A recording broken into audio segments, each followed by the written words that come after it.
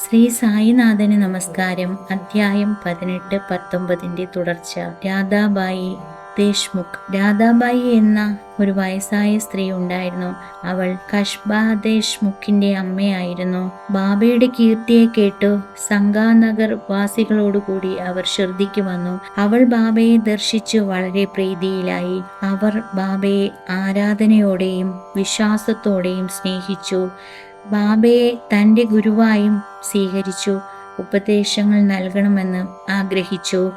ബാബ അവൾക്ക് മന്ത്രമോ ഉപദേശമോ കൊടുക്കുന്നതുവരെ അവർ പട്ടിണിവ്രത അനുഷ്ഠിക്കുവാൻ തീരുമാനിച്ചു. അവൾ അവളുടെ സത്രത്തിൽ തങ്ങിയിരുന്ന 3 ദിവസം വ്രത അനുഷ്ഠിച്ചു. ആ 3 ദിവസങ്ങളിലും ആഹാരമോ വെള്ളമോ കഴിച്ചിരുന്നില്ല.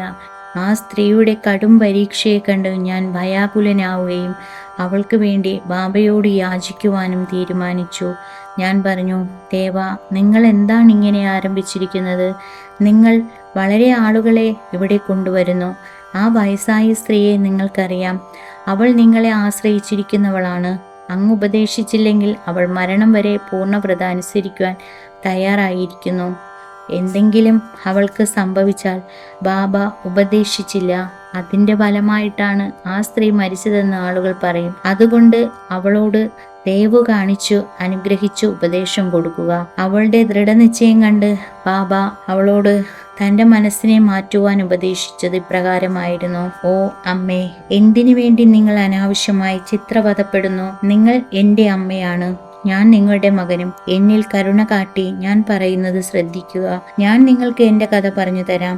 അത് ശ്രദ്ധയോടെ കേട്ടാൽ നിങ്ങൾക്ക് നല്ലത് സംഭവിക്കും. എനിക്കൊരു ഗുരു ഉണ്ടായിരുന്നു.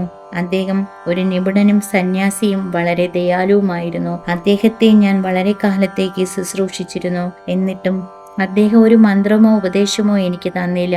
എനിക്ക് അതിയായ ആഗ്രഹം ഉണ്ടായിരുന്നതിനാൽ ഞാൻ അദ്ദേഹത്തിൽ നിന്നും പിരിഞ്ഞില്ല, ശുശ്രൂഷ ചെയ്തുകൊണ്ടിരുന്നു. ഇത് അദ്ദേഹത്തിൽ നിന്നും എന്തെങ്കിലും ആജ്ഞ ലഭിക്കുമെന്ന ഉദ്ദേശത്തിലായിരുന്നു. പക്ഷേ അദ്ദേഹത്തിന്റെ വഴി തനിപ്പെട്ടതായിരുന്നു. അദ്ദേഹം ആദ്യം എന്റെ തലമുടി എടുപ്പിച്ചു. ദക്ഷിണയായി 2 പൈസ മേടിച്ചു. നിങ്ങൾ പറയും, തൻ്റെ ഗുരു ഉത്തമനായിരുന്നിട്ടും എന്തുകൊണ്ട് അദ്ദേഹം പണം ചോദിക്കണം? എങ്ങനെ അദ്ദേഹത്തെ ആഗ്രഹമില്ലാത്ത ആളെന്ന് പറയുക? മറുപടി ഇതിനായിരുന്നു, അദ്ദേഹം നാണയങ്ങളെ വകവെച്ചിരുന്നില്ല. അതുകൊണ്ട് എന്ത് ചെയ്യുവാൻ സാധിക്കും?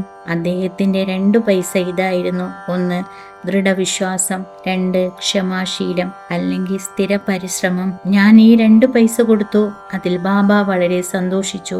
ഞാൻ എൻ്റെ ഗുരുവിനെ 12 കൊല്ലങ്ങൾക്ക് ശുശ്രൂഷിച്ചു.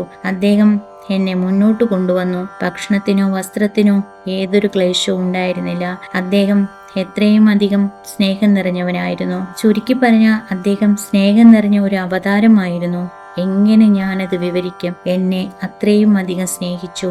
അങ്ങനെയുള്ള ഗുരുക്കന്മാർ വളരെ ചുരുക്കമാണ്. ഞാൻ അദ്ദേഹത്തെ നോക്കുമ്പോൾ അദ്ദേഹം ആഴ്ന്ന് ധ്യാനത്തിലിരിക്കുന്നതായി തോന്നും. പിന്നെ ഞങ്ങൾ 2 പേരും അതിയായ സന്തോഷത്തിലും രാത്രിയിലും പകലിലും ഞാൻ അദ്ദേഹത്തെ നോക്കി നിന്നിരുന്നു. വിശപ്പും ദാഹവും അറിഞ്ഞിരുന്നില്ല. അദ്ദേഹം ഇല്ലാത്തപ്പോഴൊക്കെ ഞാൻ വിശ്രമരഹിതനായിരുന്നു. എനിക്ക് എൻ്റെ ഗുരുവിനെ ശുശ്രൂഷിക്കുകയല്ലാതെ ധ്യാനത്തിലിരിക്കുവാനോ വേറെ എന്തെങ്കിലും ചെയ്യുവാനോ ഇല്ലായിരുന്നു. അദ്ദേഹം എൻ്റെ എല്ലാ തരത്തിലുമുള്ള രക്ഷകനായിരുന്നു. എൻ്റെ മനസ്സ് എപ്പോഴും അദ്ദേഹത്തിലായിരുന്നു. 1 പൈസ ദക്ഷിണയായി കൊടുത്തത് വളരെ ഇഷ്ടമായിരുന്നു. സാമ്പൂരി ക്ഷമാശീലം, അതായിരുന്നു 2ാമത്തെ പൈസ. ഞാൻ എത്രയും ക്ഷമയോട് എൻ്റെ ഗുരുവിൻ്റെ ശുശ്രൂഷ ഏറ്റെടുത്തതായിരുന്നു. ക്ഷമ ഈ ലൗകികമായ സമുദ്രത്തെ കടക്കുവാൻ സഹായിക്കുന്നു. ക്ഷമ വീണ്ടും സകല പാപങ്ങളെയും ക്ലേശങ്ങളെയും കഴുകിക്കളയും. സകല തരത്തിലുമുള്ള ദുർസംഭവങ്ങളെ തടയും, ഭയമില്ലാതാക്കുന്നു. ഒടുവിൽ നമുക്ക് വിജയം തരും. ക്ഷമ പ്രയത്നങ്ങളുടെ ഖനിയും നല്ല ആലോചനകളുടെ സുഖവാസ സ്ഥലവുമാണ്. എൻ്റെ ഗുരു എന്നിൽ നിന്നും ഒന്നും ആഗ്രഹിച്ചിരുന്നില്ല, ഒരിക്കലും പുറം തള്ളിയതുമില്ല. പക്ഷേ എപ്പോഴും രക്ഷിച്ചിരുന്നു. ഞാൻ അദ്ദേഹത്തിന്റെ കൂടെ താമസിച്ചിരുന്നു. ചില സമയങ്ങൾ പുറത്തും. പക്ഷെ ഒരിക്കലും അദ്ദേഹത്തിന്റെ ഇല്ലായ്മ അറിഞ്ഞിരുന്നില്ല. അദ്ദേഹം എപ്പോഴും എൻ്റെ രക്ഷനായി ഭാവിച്ചു. അത് ഒരു ആമ തൻ്റെ പ്രിയ കുഞ്ഞുങ്ങളെ ദൂരെയായിരുന്നാലും അല്ല നദിയുടെ അക്കരെ ആയിരുന്നാലും തൻ്റെ നോട്ടം കൊണ്ട് രക്ഷിക്കുന്നത് പോലെയായിരുന്നു. ഓ അമ്മേ, എൻ്റെ ഗുരു എനിക്ക് ഒരു മുദ്രയോ മന്ത്രമോ അപ്പോൾ പറഞ്ഞു തന്നിരുന്നില്ല. പിന്നെ എങ്ങനെയാണ് ഞാൻ നിങ്ങളുടെ കാതുകൾ ഓതുക? ഇത് ഓർമ്മിക്കുക, ഗുരു ആമയുടെ നോട്ടങ്ങളെ പോലെ നമുക്ക് സന്തോഷത്തെ പകർന്നു തരുന്നു. ആരുടെ അടുത്തു നിന്നും മന്ത്രമോ ഉപനിഷത്തോ കിട്ടുവാൻ ശ്രമിക്കേണ്ട.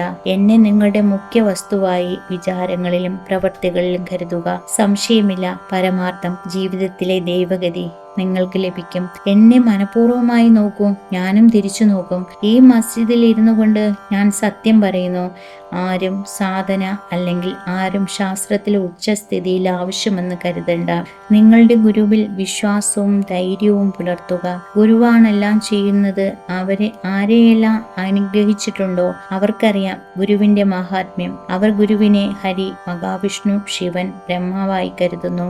ഗുരു പറഞ്ഞ ഉപദേശങ്ങൾ ആ സ്ത്രീക്ക് പൂർണ്ണ തൃപ്തിയും വിശ്വാസവും വന്നു. ബാബയെ വണങ്ങി തന്റെ വ്രതം അവസാനിപ്പിച്ചു. ഈ കഥകൾ വളരെ ശ്രദ്ധയോടും സൂക്ഷ്മതയോടും കേട്ടിരുന്ന ഹേമന്ത് പന്ത് അതിന്റെ അർത്ഥവും ശരിയായ ഉപയോഗവും കണ്ട് അതിശയിച്ചു പോയി. ബാബയുടെ ഈ അതിശയ ലീലയെ കണ്ട് അടിമുതൽ മുടിവരെ ഉരുകി പോവുകയും സന്തോഷം കൊണ്ട് തൊണ്ടയിടറി ഒരു വാക്കുകൂടി പറയുവാൻ സാധിക്കാതെയുമായി. ശ്യാമ അദ്ദേഹത്തെ ഈ നിലയിൽ കണ്ടു ചോദിച്ചു, നിനക്കെന്താണ് സംഭവിച്ചത്? നീ എന്തുകൊണ്ട് മിണ്ടാതിരിക്കുന്നു? ബാബയുടെ പലവിധ ലീലകളെ ഞാൻ എങ്ങനെ വിവരിക്കും? ആ സമയത്ത് മസ്ജിദിൽ മണി അടിക്കുവാൻ തുടങ്ങി. അത് ഉച്ചപൂജയ്ക്ക് ആരതിക്കുമുള്ള സമയത്തെ സൂചിപ്പിച്ചിരുന്നു. അതിനാൽ ശ്യാമയും ഹേമന്ത് പന്തും മസ്ജിദിലേക്ക് പോയി. ബാബാ സാഹിബ് ജോഗ് പൂജ ആരംഭിച്ചിരുന്നു. സ്ത്രീകൾ മസ്ജിദിനുള്ളിലും പുരുഷന്മാർ പുറത്ത് തുറന്ന സ്ഥലത്ത് നിന്നിരുന്നു. എല്ലാവരും ഒന്നായി ആരതി പാടിക്കൊണ്ടിരുന്നു. അതിന്റെ വാദ്യം കലർന്നിരുന്നു. ശ്യാമ ഹേമന്ത് പന്തിനെയും വലിച്ചുകൊണ്ട് മുകളിലേക്ക് ചെന്നു. അദ്ദേഹം ബാബയുടെ വലതുവശത്ത്, ഹേമന്ത് പന്ത് ബാബയുടെ മുന്നിലിരുന്നു. അവരെ കണ്ടതും ബാബ ശ്യാമാവിൽ നിന്ന് കിട്ടിയ ദക്ഷിണയെ ഹേമന്ത് പന്തിനോട് തരാൻ ആവശ്യപ്പെട്ടു. അതിന് ശ്യാമ നമസ്കാരങ്ങളാണ് പണത്തിന് പകരമായി കൊടുത്തത്. ഹേമന്ത് പന്ത്, ശ്യാമ നിങ്ങളുടെ മുമ്പിൽ തന്നെയാണ് ഇരിക്കുന്നതെന്ന് പറഞ്ഞു. ശരി, നിങ്ങൾ രണ്ടുപേരെയും എന്തെങ്കിലും സംസാരിച്ചുവോ? അങ്ങനെയാണെങ്കിൽ എന്തൊക്കെ? അവ എന്താണെന്ന് പറയുക. മണിമുഴക്കത്തിൻ്റെയും വാദ്യത്തിൻ്റെയും പാടുന്ന ശബ്ദങ്ങളെയും കൂട്ടാക്കാതെ ഹേമന്ത് പന്ത് അവരുടെ സംസാരത്തെ പറ്റി പറയുവാൻ തുടങ്ങി. ബാബയും അത് കേൾക്കുവാൻ കൊതിച്ചിരുന്നു. അതിനാൽ അദ്ദേഹം തിണ്ടിൽ നിന്ന് നീങ്ങി മുന്നോട്ട് വന്നു.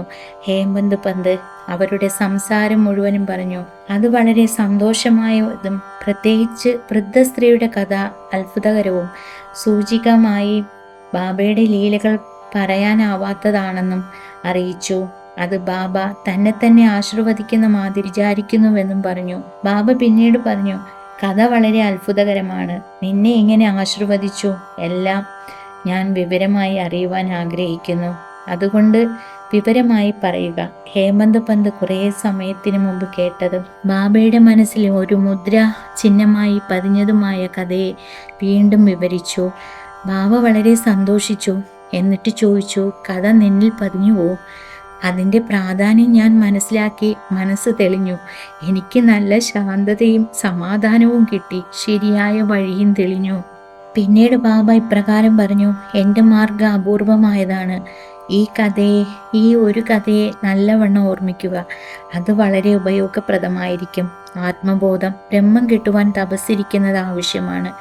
അത് നീ ഇടവിടാതെ പരിശീലിക്കണം. അങ്ങനെ ചെയ്താൽ ചെറിയ ആലോചനകൾ പോലും ഇല്ലാതാവും. ആഗ്രഹങ്ങളൊന്നും ഇല്ലാത്തതിനാൽ നീ ഭഗവാനെ ധ്യാനിക്കണം. അദ്ദേഹം എല്ലാ പൂച്ചകളിലും ചെറിയ വസ്തുക്കളിലും അടങ്ങിയിട്ടുണ്ട്. അതിനാൽ മനസ്സിനെ സ്ഥിരമാക്കിയാൽ നിന്റെ ആഗ്രഹം സഫലമാകും. എപ്പോഴും എൻ്റെ ശരീരം അല്ലാത്ത അവസ്ഥയെ ധ്യാനിക്കുക. അത് അറിവിൻ്റെ അവതാരമാണ്, പുണ്യശീലമാണ്, മാത്രമല്ല പരമസുഖകരമായതുമാണ്. ഇത് സാധ്യമല്ലെങ്കിൽ എൻ്റെ ശരീരത്തെ കാൽ മുതൽ തല വരെ ധ്യാനിക്കുക. ഇവിടെ കാണുന്ന മാതിരി രാത്രിയിലും പകലിലും തുടർന്ന് ചെയ്യുമ്പോൾ നിങ്ങളുടെ ആഗ്രഹങ്ങൾ ഒന്നായിത്തീരുന്നു. അപ്പോൾ ധ്യാനിക്കുന്നവൻ ധ്യാനം എന്തിന് ധ്യാനിക്കുന്നു എന്നതെല്ലാം ഒന്നായിത്തീരുന്നു. ധ്യാനി ജ്ഞാനിയാവുകയും ചെയ്യുന്നു, ബ്രഹ്മത്തിൽ കലരുകയും ചെയ്യുന്നു. കുഞ്ഞുങ്ങൾ മറുകരയിലായിരിക്കുമ്പോൾ അമ്മയ്ക്ക് പാൽ കൊടുക്കാനോ തൻ്റെ വാത്സല്യത്തെ പകരാനോ സാധിക്കുന്നില്ല. അവളുടെ സ്നേഹം നിറഞ്ഞ നോട്ടമായ ആഹാരം മാത്രം പുഷ്ടി കൊടുക്കുന്നു. കുഞ്ഞുങ്ങൾ ഒന്നും ചെയ്യുന്നില്ല, പക്ഷെ അമ്മയെ ഓർക്കുന്നു. അമ്മയുടെ ഒരു കാഴ്ച മാത്രമാണ് കുഞ്ഞുങ്ങൾക്ക് ജീവിക്കാനും സന്തോഷിക്കാനുമുള്ള വഴി. അങ്ങനത്തെ ഒന്നാണ് ഗുരു ശിഷ്യ ബന്ധം. ബാബ ഈ വാർത്തകൾ പറഞ്ഞപ്പോൾ ആരതി അവസാനിച്ചു. എല്ലാവരും ഒന്നിച്ചു ചേർന്നു. ശ്രീ ശ്രീ സച്ചിദാനന്ദ സദ്ഗുരു സായിനാഥ മഹാരാജ കീ ജയ്. ശുദ്ധമായ മനസ്സ്, അറിവ്, പരമസുഖം ഇവകൾ നിറഞ്ഞ സായി മഹാരാജാവിന് ജയം എന്ന ശബ്ദം മുഴക്കി. പ്രിയപ്പെട്ട വായനക്കാരെ, നമ്മൾ ഇപ്പോൾ വിചാരിക്കും മസ്ജിദിൽ ആ കൂട്ടത്തിൽ നിൽക്കുകയാണെന്നും ജയ ജയ എന്ന ശബ്ദം അവരോടൊപ്പം മുഴക്കുന്നുവെന്നും. ആരതി പൂജ കഴിഞ്ഞയുടൻ പ്രസാദം കൊടുത്തു. ബാബു സാഹിബ് പതിവ് പോലെ മുന്നോട്ട് വന്നു. ബാബയെ വണങ്ങിയ ശേഷം ബാബയുടെ കയ്യിൽ നിറയെ കൽക്കണ്ടം കൊടുത്തു. ബാബ അത് മുഴുവനും ഹേമന്ത് പന്തിന്റെ കയ്യിൽ കൊടുത്തു. എന്നിട്ട് പറഞ്ഞു, ഈ കഥ ഹൃദയത്തിലാക്കി ഓർമ്മിക്കുമെങ്കിൽ നിന്റെ സ്ഥിതി കൽക്കണ്ടം പോലെ വളരെ മധുരമായിരിക്കുകയും സന്തോഷമാവുകയും ചെയ്യും. ഹേമന്ത് പന്ത് ബാബയെ വണങ്ങി അഭ്യർത്ഥിച്ചു, ഈ മാതിരി ഉപകാരങ്ങൾ ചെയ്യൂ, എന്നെ അനുഗ്രഹിച്ച് എപ്പോഴും കാത്തുരക്ഷിക്കുക. ബാബ പറഞ്ഞു, ഈ കഥ കേൾക്കുക, അതിനെ ധ്യാനിക്കുക, എന്നിട്ടതിൽ അലിഞ്ഞു ചേരൂ. എന്നാൽ നീ എപ്പോഴും ഓർമ്മിച്ച് ഭഗവാനെ ധ്യാനിക്കും, അപ്പോൾ അദ്ദേഹം നിന്നിൽ പ്രകാശിക്കും. പ്രിയപ്പെട്ട വായനക്കാരെ, ഹേമന്ത് പന്തിന് കൽക്കണ്ടം പ്രസാദമായി ലഭിച്ചു. നമുക്കിപ്പോൾ ഈ കഥ മൂലം പ്രസാദമായി കൽക്കണ്ടമോ അമൃതമോ ലഭിച്ചിട്ടുള്ളത്? ഹേമന്ത് പന്തിന് കൽക്കണ്ടം പ്രസാദമായി ലഭിച്ചു. നമുക്കിപ്പോൾ ഈ കഥ മൂലം പ്രസാദമായി കൽക്കണ്ടമോ അമൃതമോ ലഭിച്ചിട്ടുള്ളത് എന്ന് നോക്കാം. മനസ്സ് തൃപ്തിയാകും വണ്ണം അതിനെ കുടിക്കാം, ധ്യാനിക്കാം, എന്നിട്ടൊന്നാക്കി ബാബയുടെ ആശീർവാദങ്ങൾ ശക്തിയായും സന്തോഷമായും ഇരിക്കാം. അങ്ങനെ സംഭവിക്കട്ടെ. 11-ാമത്തെ അധ്യായത്തിന്റെ ഒടുവിൽ ഹേമന്ത് പന്ത് വേറെ ചില സംഗതികൾ പറഞ്ഞിട്ടുള്ളത് ഇവിടെ വിശദീകരിക്കുന്നു. ശ്രീ സായിനാഥന് നമസ്കാരം. ഇതിന്റെ തുടർച്ച അടുത്ത വീഡിയോയിൽ.